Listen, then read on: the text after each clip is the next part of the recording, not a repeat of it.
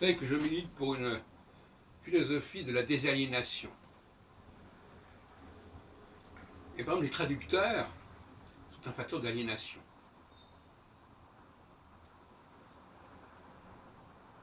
Ils nous persuadent, comme d'ailleurs les professeurs de langue, ils nous persuadent, n'est-ce pas, qu'il y a des frontières, on ne passe pas d'une langue à une autre comme ça, etc. Il faut des spécialistes pour passer d'une langue à une autre.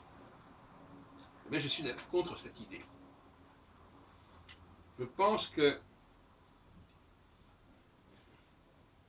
y a une intercompréhension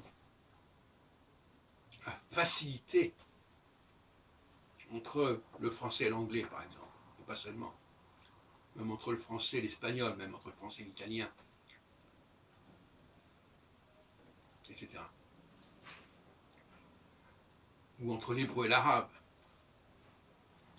entre des langues proches, entre le polonais et le russe. Il ne s'agit pas de parler parfaitement la langue de l'autre. Il s'agit de comprendre ce que dit l'autre et que l'autre nous comprenne, qui n'est pas du tout la même chose. Il ne s'agit pas de parler une autre langue. Je ne dis pas moi-même que je n'ai pas appris à parler d'autres langues, ce n'est pas la question. Mais la philosophie actuelle de la didactique des langues n'est pas celle-là. Il faut expliquer aux personnes qui parlent une certaine langue et qui veulent arriver à une autre langue quelles sont les modalités de passage de la langue de départ à la langue d'accueil.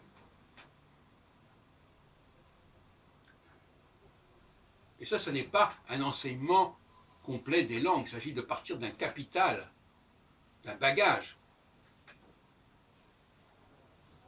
Par exemple, les problèmes de prononciation qui peuvent différer, les problèmes d'alphabet qui peuvent différer. Tout ça est très formateur pour l'intelligence. Donc laissons les gens apprendre à passer d'une langue à une autre. Comme on dit, n'est-ce pas, les voyages forment la jeunesse. Et ne faisons pas les choses à leur place. C'est ce que je veux dire.